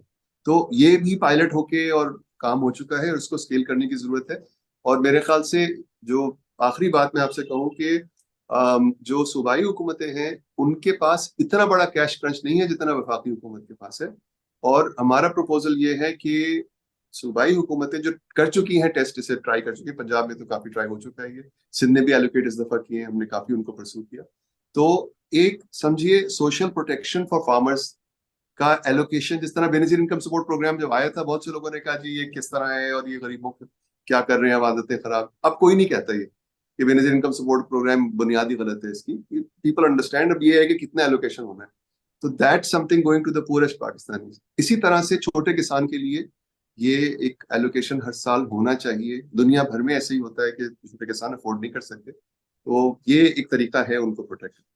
नहीं, I'm glad you raised crop insurance as well, which again linked to climate change, but also जब आप modernization financial instruments लाते हैं छोटे किसान या मीडियम किसान के लिए, एक बड़ा तो अपने लिए कर्ज लेता है, तो उससे फिर फोर्स मॉडर्नाइजेशन भी होती है, राइट? कि इंश्योरेंस कंपनी है वो फिर कहेगी कि यार आप ड्रेनेज इंप्रूव करें, बेहतर बीज इस्तेमाल करें, सारी एक पूरा सिलसिला जारी होता है उससे, क्योंकि आप इंश्योर कर रहे हैं एक चीज को, तो फिर आपने रिस्क भी प्रोटेक्ट करना है। और जब रिस्क या प्रोटेक्ट करने की बात आती है तो सारी चीजें जिस पे हम गुफ्तगू कर रहे हैं वो उस रेसिपी के इंग्रेडिएंट्स होते हैं रेजिलियंस के, रिस्क मिटिगेशन से रिलेटेड। एक और चीज इसके ऊपर जो इंटरेस्टिंग थी, आपने बीच की बात की तो बीच पे भी बात करते हैं। मैं अपना एक एनेक्डोटल एग्जांपल ही देता हूँ। मेरा यहाँ दोस्त है जिसके फार्म्स हैं अपस्टेट न्यूयॉर्क के अंदर, फिंगर लेक्स के अंदर। तो वहाँ पे ग्रेप्स की बड़ी फार्मिंग होती है related to the wine industry. तो वो मुझे बता रहा था, लास्ट ईयर मेरी उससे बात हुई कि यार क्या आप सोच रहे हो ना, लॉन्ग टर्म थिंकिंग क्या है अपस्टेट न्यूयॉर्क के अंदर। तो उसने कहा हमारी जो एग्रीकल्चर अपस्टेट न्यूयॉर्क की जो कम्युनिटी है, उसने एक फंड इकट्ठा किया है सालाना, हम जो है पिछले 5 साल से और अगले 15 सालों तक हम देते रहेंगे कॉर्नेल यूनिवर्सिटी के एग्रीकल्चर डिपार्टमेंट को। तो मैं सोचा किस चीज़ के फंड? उन्होंने कहा इसलिए क्योंकि जो मॉडल्स बन रहे हैं वो ये हैं आपके अगले 20 से 25 साल के अंदर अपस्टेट न्यूयॉर्क का जो मौसम है वो वॉशिंगटन डीसी का मौसम हो जाएगा, यानी कि गर्मी बहुत ज़्यादा हो जाएगी। और वहाँ अब हम क्योंकि ग्रेप उगाते हैं, तो ग्रेप को एक बिल्कुल जो करंट ग्रेप्स हैं उनको एक स्पेसिफिक टेम्परेचर की रेंज चाहिए होती है, वो रेंज नहीं रहेगी 25 साल के अंदर। तो अब हम नया जब पौधे लगाएंगे ग्रेप्स के, तो हम कॉर्नेल को कह रहे हैं कि आप इस पे तहकीक करें कि किस तरह का बीज अब इस एरिया में अब उगाना चाहिए, ताकि हमारी इंडस्ट्री भी रहे, किसान का बिजनेस भी चले, और जो है झटका ना लगे हमारी इकोनॉमी को। तो हम 20 साल आगे का सोच रहे हैं। तो मुझे बड़ी फैसिनेटिंग सी चीज लगी, और आपसे भी इस बारे में बात हो चुकी थी कि सीड्स पे बड़ा जरूरी है काम करना। तो ये भी बताएं कि क्या काम हो रहा है इस वक्त पाकिस्तान में, और क्या और चीज करने की जरूरत है, क्योंकि अल्टीमेटली जैसे आपने गाय का एग्जांपल दिया या चिकन का दिया, इसी तरह बीज जो है वो किस क्लाइमेट में, किस खित्ते में, किस प्रोडक्टिविटी और किस क्वालिटी का आउटपुट देगा, वो बड़ा जरूरी है। तो इस पे भी जरा लोगों को समझाएं कि क्या जरूरत है। जरूर। अच्छा, सबसे पहले तो मैं मुस्कुरा सी रहा था क्योंकि आपने कॉर्नेल का जिक्र किया, फिंगर लेक्स का। I went to I did my undergrad there. मैं 18 साल का था जब मैं कॉर्नेल गया। इतनी हसीन जगह मेरे ख्याल से, जहाँ पे दरस व तदरीस का काम हो रहा हो, मुश्किल से आप मिलेगी आपको। आई am glad you mention Cornell. और एग स्कूल दुनिया के बेस्ट स्कूलों में है वहां पे। बीच का देखें, बात ये कि सबसे पहले तो पानी है। पानी के बगैर तो जिंदगी नहीं मुमकिन, तो there is no agriculture without water. लेकिन उसके बाद, वाटर की अवेलेबिलिटी के बाद और लैंड के बाद, जो है ना, seed is the biggest factor. आप दुनिया की बेहतरीन मशीनें ले आए, बेहतरीन फार्मर्स ले आए, सारे जो भी फैक्टर्स और 10 निकाल लें आपके लिए, ये भी होना चाहिए, वो भी होना चाहिए बेहतर एग्रीकल्चर के लिए। बेस्ट सॉइल्स ले लें, बेस्ट पानी। सीड ठीक नहीं है अगर आपका, तो you can not get those results. और अब जो मॉडर्न सीड है, एक एक जनरल आप ये बात कह सकते हैं कि 60% of all the good that you can bring to the farmer is packed in the seed, and that's the rest will bring the other 40%। और कितने और फैक्टर्स सीड में हमारे, जो एक sort of brief history of seed in Pakistan. 60s 70s में जो निज़ाम बनाया गया सीड का पाकिस्तान का, जो अब भी it's pretty much the same system is extend right now. वो, उसका बुनियादी मफरूजा ये था कि हुकूमत ही करेगी इस सीट से मुतालिक काम। और बहुत सी चीजें उस वक्त, आई थिंक हमारी कौमी जिंदगी में वो एक ऐसा फेज था जिसमें हुकूमत में जो लोग थे वो भी बहुत ही एक अलग जज्बे के साथ और अलग सतह की सलाहियतों के साथ काम करते थे।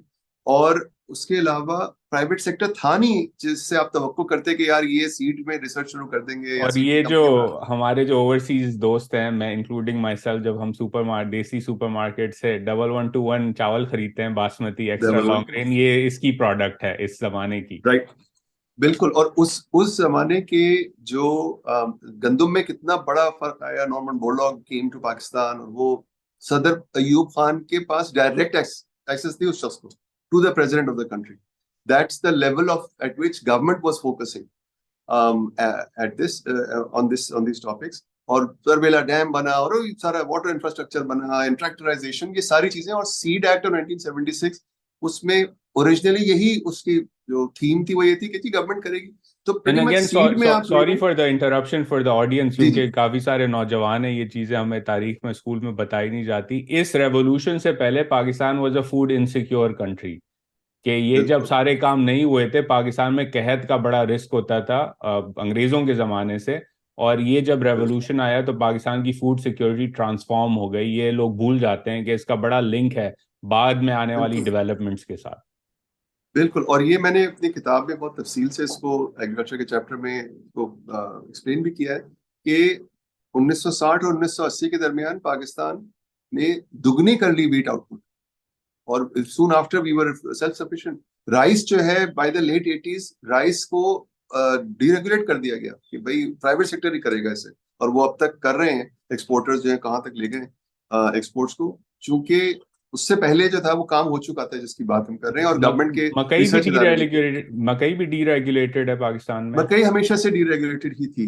लेकिन तीसरा है शुगर केन, वो भी अभी तक प्राइस चल रही है। जो चीज कह रहा हूँ ना कि 1960 की दहाई के पॉलिसीज से आप 2023 के मसाइल हल नहीं कर सकते, तो वही निजाम चल रहा है एग्जैक्टली गंदम में। और वो चूंकि हम खुद कफील होने के बाद भी पता नहीं कहाँ पहुंच के अब वो वापस हम वीट इनसिक्योर हो गए हैं। तो उसमें खराबी खराबी है जो आपको मिलेगी उस सिस्टम में कि गवर्नमेंट खरीदती है और फिर वो आड़तियों को मिलता है फायदा ज्यादा, और फिर वो फ्लावर मिल्स बहुत सारे वो चलते भी नहीं है फ्लावर मिल्स, और उनको एलोकेशन है और वो ये गंदम मिल आपने जाती है उन्हें। आपने मेरी दुखती रग पे जो है हाथ रख दिया। इसका मैं आपसे शेयर करूं कि मेरी एक बहस हुई इस्लामाबाद में एक आम ओहदे पे बैठने वाले शख्स से। क्यों वो कह रहे थे कि गंदम की स्मगलिंग अफगानिस्तान होती है, तो हमें जो है ज़्यादा बजट चाहिए ताकि बॉर्डर मैनेजमेंट बेहतर हो सके वेस्टर्न बॉर्डर की। तो मेरा बीपी जो है वैसे वो ही शूट अप कर गया। मैंने कहा भाई देखें, पहली बात बताएं, आप कहते हैं कि गंदम में सब्सिडी की ज़रूरत है, फर्टिलाइज़र की सब्सिडी की ज़रूरत है, ट्यूबवेल की सब्सिडी की ज़रूरत है ताकि किसान जो है वो गंदम उगाए। फिर आप कहते हैं उस गंदम पे हम प्राइस सेट करेंगे क्योंकि ज़रूरी है कि आम शहरी को सस्ती रोटी मिले। तो आप डिप्रेस करते हैं प्राइस को। उस डिप्रेस प्राइस की वजह से आर्बिट्राज की अपॉर्चुनिटी खुलती है, क्योंकि इंटरनेशनल मार्केट में एक कीमत है, आपकी मार्केट में एक कीमत है, तो 2+2=4। जो देखेगा नफा वो कहेगा कि यार इसको किसी तरह पहुंचाओ जहां प्राइस ज्यादा है। तो आप सब्सिडी लेते हैं, आम शहरी को सस्ती रोटी मिलती नहीं है। फिर वो जो स्मगल होती है, तो आप कहते हैं आम शहरी को कि आपके टैक्स का पैसा जो सब्सिडी में जा चुका है आप बॉर्डर मैनेजमेंट पे भी लगाएं, ताकि जो है हम इसको रोक सकें पाकिस्तान के अंदर। फिर भी वो काम नहीं होता, तो कर्जे पे कर्जे लिए चले जाते हैं, महंगाई होती है, सारा लिंक होता है, इस पॉडकास्ट पे हम बात कर चुके हैं। लेकिन जो असल राइट। मसला है मार्केट डिस्टोर्शन का, जिसकी वजह से ये वो सारा नहीं थे। काम कमाल हो रहा है मुल्क के अंदर, वो आपने ठीक नहीं करना, क्योंकि वो तो बड़ा मुश्किल काम है, लेकिन आप ये सारे आई काम। टेल यू, वो ब्यूरोक्रेट आपसे क्या कहेगा कि जी वो पाकिस्तान की जो रूरल सियासत है उसका महवर है ये बिल्कुल ये वीट की बिल्कुल। सब्सिडी का निजाम, इसलिए मैं उसका कुछ नहीं कर सकता, तो मैं बॉर्डर मैनेजमेंट कर लेता हूँ। अब आप बताएं कि how can we become that export power that we can become, आप और आप गंदम ना एक्सपोर्ट करें। जब 45 मन पे इंशाल्लाह हम पहुंचे, गंदम नहीं, आप कुकीज एक्सपोर्ट करेंगे ना बना के, वो 6 गुना कीमत है उसकी। अभी आप घर घर में ही देख लें, कुकी जो है और फ्लावर की कीमत में कर लें, वो 6 टाइम्स फर्क होगा। तो दैट्स और हाउ मच कुकी मोर के यू 3 कैन मेक। इंग्रेडिएंट्स हैं, अगर लोगों को नहीं मालूम: आटा, बटर और चीनी। ये तीनों चीजें पाकिस्तान में एग्रीकल्चर रेवोल्यूशन से इसकी प्रोडक्टिविटी बढ़ाई जा सकती है। या अच्छा, now seed is also the great equaliser, क्योंकि जब छोटे किसान को, अभी हाइब्रिड सीड ऑलरेडी है ना, हाइब्रिड सीड तो बेस्ट दुनिया का जो है वो पाकिस्तान में आ रहा है, मेज का भी और राइस का भी और वेजिटेबल्स का भी। तो उसमें 3 एकड़ का किसान बदीन में 35 मन से 70 मन पे जंप करता है, because he uses rice hybrid seed. Same has happened with मेज, मकई के जो किसान है पंजाब में, और हम 10 मिलियन टन पे पहुंच गए। 1.6 मिलियन पे था 20 साल पहले, और अब 10 मिलियन टन पे पाकिस्तान है। मेज और एक्सपोर्ट कैसे होगा इस पे बहस हो रही है, होनी चाहिए, कितनी जरूरत है हमें। So seed is the great equaliser for the small farmer as well. तो ये गुर्बत को कम करने के लिए दिस इज अ मेजर, जैसे हम कहते हैं ना, what are no regrets policies that we can do. इसमें जो वो निजाम, लीगल और रेगुलेटरी निजाम जो उस वक्त का बना हुआ है, उसमें तकरीबन बहुत ही कम चेंजेस कर पाए हैं लोग जो चाहते हैं कि यार ये आगे बढ़ जाए। और कॉटन में ले लें आप, 88% of the cotton seed being sown in Pakistan, वो बिल्कुल अनब्रांडेड। पिछले साल का जो कॉटन सीड था उसमें से थोड़ा सा कॉटन की क्रॉप से वो सीड लिया और उसको ब्राउन बैग में किया और काजिम सीड नाम लगा के बेचना शुरू कर दिया। क्या आप एक्सपेक्ट करेंगे जो बंदा वो खरीदेगा और लगाएगा वो सीड, उससे आप क्या एक्सपेक्ट कर सकते हैं कि वो टेक्सटाइल इंडस्ट्री की रिक्वायरमेंट्स को पूरी कर सकता है? नहीं कर सकता।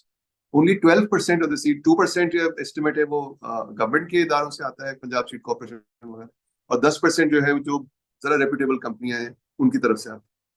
सीड के रजिस्ट्रेशन का जो निजाम है उसमें, अगर मैं और आप इन्वेस्ट करते हैं सीड की कंपनी में, और ये कोई $200 मिलियन का पावर प्लांट वाली बिजनेस नहीं है, it takes a few million dollars to get this business going. अगर हम ये करते हैं इन्वेस्ट, तो हुकूमत के से रजिस्ट्रेशन के निजाम में हमें उस वक्त का जो निजाम अभी तक चल रहा है, मैं और आप सीट देंगे वो, और 3 साल के लिए वो उसको करते जाएंगे टेस्ट के, ये ठीक है या नहीं है, और इतनी देर में वो अंडर द टेबल किसी को बिक के वो मार्केट में आके पिट के खत्म हो चुका होगा जब तक आपको मुझे सर्टिफिकेशन मिलेगी।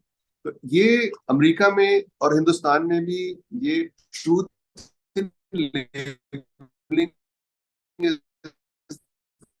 Other way to do percent germination इसका, और 99+% इसकी वैराइटल प्योरिटी है। तो farmer is the final check ना कि ये सीड अच्छा है या नहीं।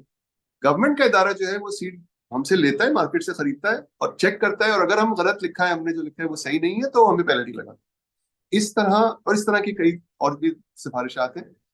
अगर ये चीजें कर ली जाएं ताकि, तो रेप्यूटेबल सीड की कंपनियां जो है सीड में इन्वेस्टमेंट शुरू कर दें और सीड को फार्मर तक पहुंचाने पे मेहनत करें। ये कोई इतनी हाई बिग टिकट आइटम नहीं है ये, लेकिन रेगुलेशन, अब आप वही जो गवर्नमेंट के अफसर एहलकार, उन्होंने मुझसे कहा कि भाई हमने तो कर दिया है ये, हमने हाइब्रिड सीड में कर दिया है ये, ट्रूथ इन लेबलिंग है भाई, उसको तो जरूरत ही नहीं थी इसकी। हमने लेकिन स्ट्रेटेजिक क्रॉप्स जो हैं कॉटन, व्हीट और राइस, बासमती राइस, इनमें हमने नहीं होने दिया ये ट्रूथ इन भाई। तो उनका हाल देख लें आप, गंदम को देख लें आप, कितनी कम है यील्ड अब तक। कॉटन तो इम्पोर्ट इतनी हो गई कि हम डॉलर ही खत्म हो गए हमारे पास, और बासमती राइस की भी यील्ड नहीं बढ़ रही। तो पता नहीं स्ट्रेटेजिक क्या हम डिपेंड कर रहे हैं, कहाँ क्या रिजल्ट हम चाहते हैं। So I think these changes are critically needed in the seed sector. Seed को ठीक किए बगैर हम वो एग्रीकल्चर रेवोल्यूशन की बातें सही नहीं कर पाएंगे। नहीं, So I'll stop there. you're so on point and again क्योंकि मैं तो शहर में बड़ा हुआ, शहर से ताल्लुक है और कभी खेती बाड़ी की नहीं, लेकिन बड़े हुए छोटा सा गार्डन था। अम्मी को भी मेरी शौक है चीज़ें उगाने का घर के अंदर, और मुझे भी ये ट्रांसफ़र हुआ जब मैं यहाँ वॉशिंगटन में अब रहता हूँ, तो शौक है कभी छोटा सा पौधा उगा लिया, कुछ उगा लिया, देखा फूल उगा लिए। तो उन्होंने एक और बड़ी इंटरेस्टिंग चीज़ अगेन मैं आपसे शेयर करूंगा, ऑडियंस से भी वो समझ आएगी लोगों को कि मसला है क्या। वो कहती है यार उजैर, मैं तुम्हारे घर आती हूँ समर में, तो तुम्हारा जो मोतिये का फूल है वो बड़ा फूल रहा होता है, तुम्हारा जो दूसरा पौधा लगा हुआ है वो बड़ी तेजी से उग रहा होता है, यही पौधा मेरे पास पाकिस्तान में है लेकिन वो उगता नहीं है उस तरह। तो मैंने कहा अम्मी जान, मसला सारा ये है कि आपको जो खाद मिलती है उसकी कोई क्वालिटी कंट्रोल नहीं है। आपको जो फर्टिलाइजर मिलता है वो इन प्लांट्स के लिए स्पेसिफिकली बनाया नहीं जाता, और जो मैं प्लांट खरीदता हूँ वो एक स्पेसिफिक ब्रीड ऑफ प्लांट है मोतिये के अंदर का, जो एक तरह से उगता है, फूल ज्यादा देता है। वो सारी चीजें तो कहती है हम तो जराई मुल्क हैं, हमारे पास ये चीजें कैसे नहीं, तुम्हारे पास वॉशिंगटन में कैसे। मैंने कहा ये सारा कमाल जो है ये इकोनॉमिक्स का है और कॉर्पोरेटाइजेशन का है, ये हमने इस पर तहकीक नहीं की मुल्क के बिल्कुल। अंदर, और कुछ लोग कर रहे हैं। और जरूरी है कि हम इन चीजों को बढ़ाएं। तो मैं उनको दिखाता था कि मेरे पास एक छोटा सा फर्टिलाइजर का लिक्विड फूड है, तो वो अपने साथ लेके गई, उन्होंने उस पर ड्रिप करना शुरू किया। तो उन्होंने कहा कि अच्छा ये तो फूलने लगे। मैंने कहा ये बस 4 कतरे जो है ना, ये इस पौधे की जान है बेसिकली, और उसके बगैर जो है वो इतनी तेजी से नहीं उगेगा जितना हम सोच सकते हैं कि ये उगेगा, क्योंकि आपने उसको खाना है, उसकी नशो नुमा नहीं की।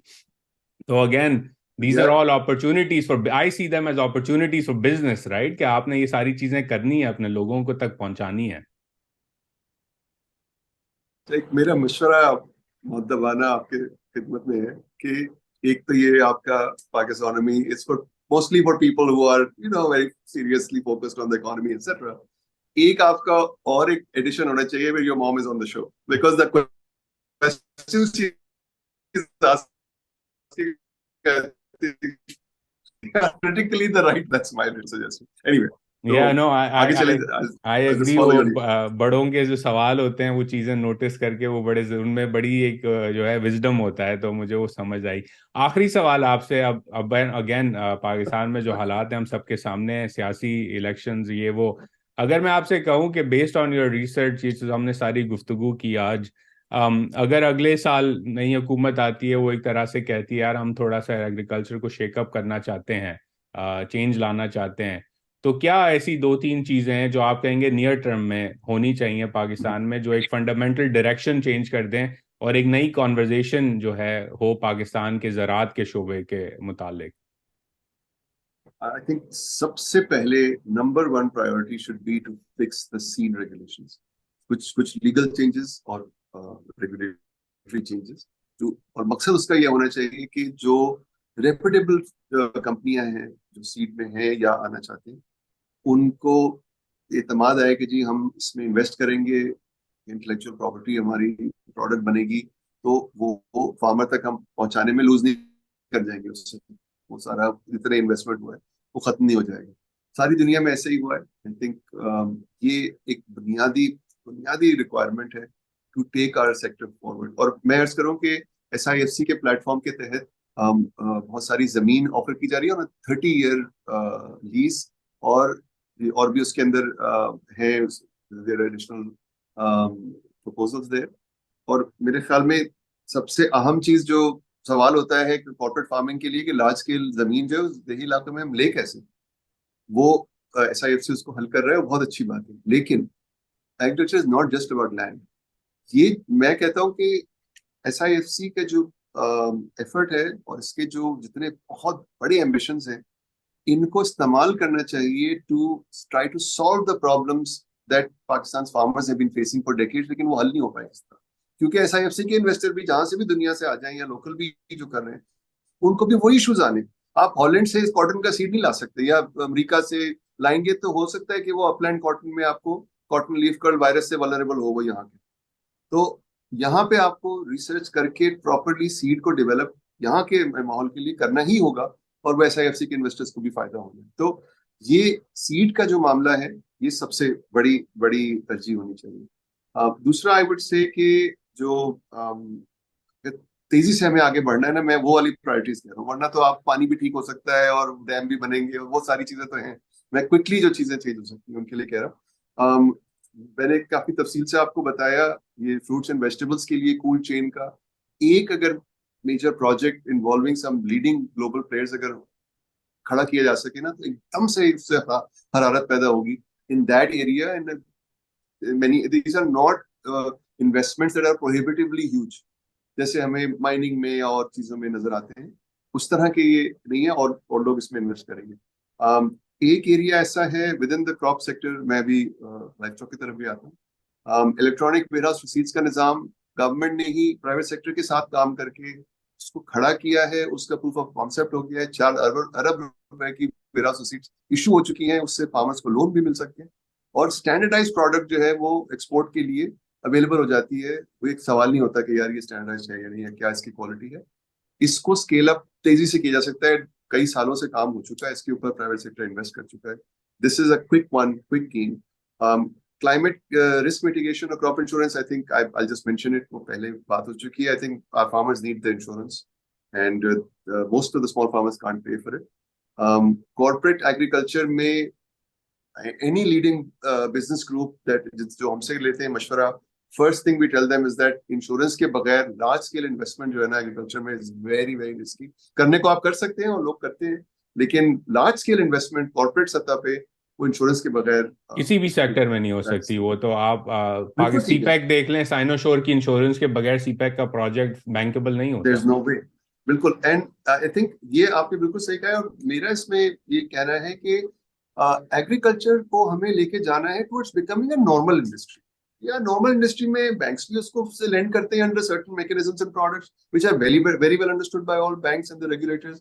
इंश्योरेंस भी उसकी नॉर्मल होती है जैसे किसी भी सेक्टर में होती है। स्टाफ उसके लिए HR भी अवेलेबल होती है। There are institutions that are supporting. अच्छा, डिजीज फ्री जोन से लाइफ स्टॉक की एक्सपोर्ट और मीट की एक्सपोर्ट के लिए डिजीज फ्री जोन्स नहीं है, लेकिन इसका मतलब ये नहीं कि पूरे मुल्क को डिजीज फ्री जोन बनाने से शुरू करेंगे आप। वो तो होगा जब होगा। You can have small you know some एक छोटे रीजन में start with disease free zone and with processing investment right there. ये ना हो कि वो चोलिस्तान में डिजीज फ्री जोन है और कराची में कंटामिनेशन का रिस्क बढ़ जाएगा वहां अगर आप वहीं इस से तरह करें से। और आहिस्ता आहिस्ता उसको बढ़ाते चले जाएं। And that's I think that's a very specific focus.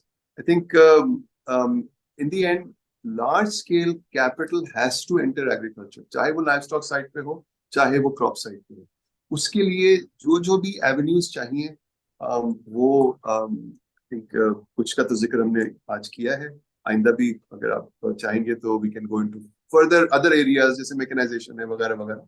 उसके जो बिजनेस मॉडल्स अब मौजूद हैं, we built them over the years, तो उस पर इन्वेस्ट भी किया है लार्ज प्लेयर्स ने, राइस एक्सपोर्टर्स ने, उन्होंने। तो more and more ways to bring large scale capital into agriculture. यहाँ से इसकी चाबी चलनी है। तो that's I'll stop there. I think No, these I handful think of you priorities. it's a great policy mix, right? In the sense के again ये near term low hanging fruit है जो again क्योंकि एग्रीकल्चर की cycle जो है वो हमारे माहौलियात से जुड़ी हुई है, तो आप अगर सही पॉलिसी शुरुआत के 2024 में ले आए तो 25-26 में उसका बड़ा फल आपको ऑलरेडी नजर आ जाएगा, and then it's a virtuous cycle, right? You can keep building on it, and I think that's the beauty of agriculture is कि इसकी सोल्यूशन आप एक दफा करने लग जाएं तो रिजल्ट बड़ी तेजी से आता है।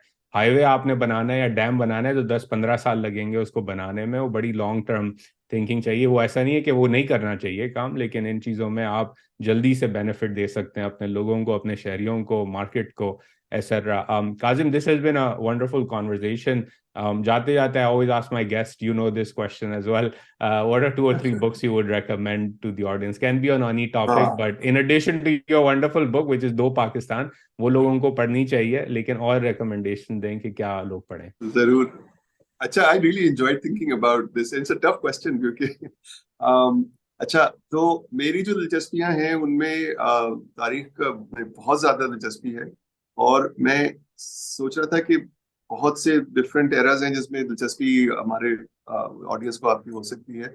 एक जो एरा है इस्लामी तारीख का, उसमें I think the most remarkable book that I have come across, which I truly admire the author, is a history of the Saracens by Syed Ameer Ali. और इस किताब को पढ़ के मैं हिस्ट्री का बहुत शौक है, मैंने बहुत किताबें मुख्तलिफ एराज के, मुगल दौर की खास तौर पे मैंने बहुत पढ़ी, और इस्लामी तारीख की, लेकिन the comprehensive understanding of what was happening in just that era, in those 30 years, वो पूरा वो जो शुरू से अवाइल से लेके इस्लाम के हजरत से लेके और all the way to the Abbasid, towards the end of the Abbasid period. It's a remarkable piece of work, and I recommend it to anybody interested in Islamic history. अच्छा, फिर हम आते हैं थोड़ा सा जो मॉडर्न, जो हमारे जो हैं मशागिल, इंटरेस्ट हैं इन इकोनॉमिक पॉलिसी। तो पाकिस्तान के लिए आई थिंक जो एक किताब मेरे ख्याल में जो फेडरल रिजर्व के चेयरमैन थे, सेलिब्रेटेड एलन ग्रीनस्पैन, बहुत से लोग उनसे बहुत इख्तलाफ भी करते हैं और जरूर कर सकते हैं, मेरे ख्याल में वो बजाय कुछ इख्तलाफात कि उनकी जो किताब है, इस तरह से सवाने हैं उनकी, द एज ऑफ टर्बुलेंस, उसमें I think the interesting thing for us as Pakistanis is that उनका करियर तकरीबन 1840 में शुरू हुआ, मतलब उनका करियर 40s में शुरू हुआ था, सो 1940s में शुरू हुआ था, और उस वक्त अमेरिका की इकोनॉमी उस सतह पे थी, और 50s में खासतौर पर उन्होंने बड़ी रिमार्केबल चीजें की। उस वक्त अमेरिका इकोनॉमी उस सतह पे थी, ऐसे नहीं कि पाकिस्तान की सतह पे थी, उससे आगे थी, लेकिन ऐसी सतह पे थी कि हम उससे कुछ सीख सकते हैं। आज अमेरिका की मैशत ऐसी सतह पे कि बड़ा मुश्किल है उससे सीखना पाकिस्तान के लिए, कि हम बहुत ही पसमानदा मैशत हमारी इस वक्त है। तो उसमें उन्होंने बताया है कि I think perhaps Uzair someday you and I can do this. उन्होंने कहा 50s में उन्होंने काम शुरू किया, जीडीपी के नंबर्स जो है ना, वो कुजनेट्स ने रिसेंटली किया था, वो नेशनल अकाउंट्स का काम। तो जीडीपी के नंबर साल में आते थे और वो भी कोई इतने ट्रस्टवर्दी नहीं होते, तो इनके लिंक्स थे सारे इंडस्ट्री में, तो ये हर क्वार्टर का एक प्रोटो जीडीपी इशू करते थे फ्रॉम हिज कंसल्टिंग फर्म, और वो बड़ा लोगों को इंटरेस्ट आता था, पीपल यूज्ड टू पे for that. I mean is remarkable, and this is the kind of thing I think Pakistan needs. I felt like you can learn something. एक और किताब जो चीन के बारे में बड़ा हम जिक्र करते हैं और सोचते हैं कि हम उससे सीख सकते हैं, तो एक जो कहानी है ना, वो इसकी जैक मा की है, अली बाबा का जो खाने का, और I think it's a really telling story, और वो एक किताब है Alibaba, the house that Jack Ma built. It's written by Duncan Clark who worked with him in the early years. और आई थिंक जितना हम समझते हैं कि चीन के लोग जो है बिल्कुल एक स्ट्रेट लाइन में चलते रहे और तरक्की करते करते आसमान तक पहुंच गए, ऐसा नहीं है, बहुत मुश्किल रास्ता रहा है, और आईटी के लिए तो, इसके लिए तो बहुत ही मुश्किल था। It's a remarkable story. And आखिरी आपने जो कही थी, मैं एक चौथी एक रिकमेंडेशन और है, ये सारी गुफ्तगू जो है ना, हमारी गुर्बत खत्म करनी है, हमारे लोग जो है उनसे, ये मोहब्बत के बगैर जो है ना, ये नहीं हो सकते, नहीं पहुंच सकते, आप मकासद पूरे नहीं हो सकते। तो एक जो है मोहब्बत के बारे में कुछ समझने के लिए, it's a remarkable novel called love in the time of cholera, Gabriel Garcia Marquez. I think उसका उर्दू तर्जुमा भी है। I recommend it to anybody in the world, in any era, in any culture. तो ये किताबें हैं, I'll stop there. No, thank you for Hopefully the that's enough. recommendations. I think मोहब्बत की आपने बात की again, I think this is such a great message you conveyed there, क्योंकि पोलराइज टाइम के अंदर दूसरों के लिए एम्पैथी होना, डिसएग्रीमेंट के बावजूद एम्पैथी होना, और स्पेशली पाकिस्तान जैसे मुल्क में जहाँ हालात बड़े ख़राब हैं लोगों के, उस पर एम्पैथी होना और एम्पैथी का सोच के फिर पॉलिसी बनाना कि किस तरह मैक्सिमम लोगों का बेनिफिट हो, वो बड़ा ज़रूरी है। And I think this whole conversation and your points on agriculture reflects that empathy, right? कि पाकिस्तान में छोटा किसान है, वो मेजॉरिटी है इस मुल्क की मईशत का, इस मुल्क की मईशत की रीढ़ की हड्डी है। और रीढ़ की हड्डी अगर आपकी कमजोर हो तो इंसान सीधा खड़ा नहीं हो सकता, बल्कि बिस्तर पे लेट जाता है अगर रीढ़ की हड्डी कमजोर हो।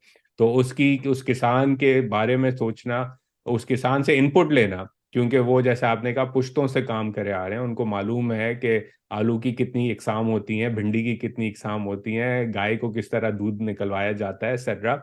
तो वो इनपुट लेना, क्योंकि उन्हें ये चीज़ें समझ हैं, और उनकी तरक्की के बगैर पाकिस्तान तरक्की नहीं कर सकता। तो आई think that's the message of this episode, and thank you for sharing your insights and the wonderful work. जैसे मैंने पहले ऑडियंस को कहा, किताब का लिंक भी मौजूद है डिस्क्रिप्शन में, रिसर्च जो रिपोर्ट है काजिम की उसका लिंक भी डिस्क्रिप्शन में मौजूद है, आप पढ़ें, कुछ समझें उससे। And again my hope is के अब आने वाले महीनों में जब जहाँ पाकिस्तान की अब कॉन्वर्जेशन है, हर कोई मईशत और रिफॉर्म्स की बात कर रहा है, तो मेरा तो फंडामेंटल मानना है कि एग्रीकल्चरल रिफॉर्म्स के बगैर पाकिस्तान आगे नहीं बढ़ सकता। And I think that's the culmination point. So thank you so much, Kazim, for your time, and we'll have you on again soon. Khudafis. What a pleasure. Thank you, Zai.